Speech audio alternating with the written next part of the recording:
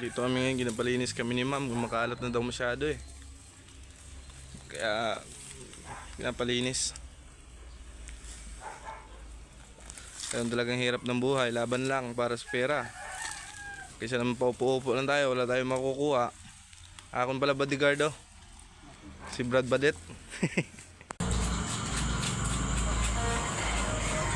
Guys, taga guys. Dito po.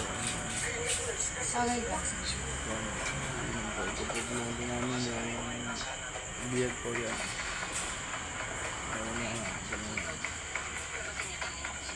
Yun po si Boy Lado. Si Boy Lado po yan. Inaamon daw si Boy Tapang, suntukan na lang.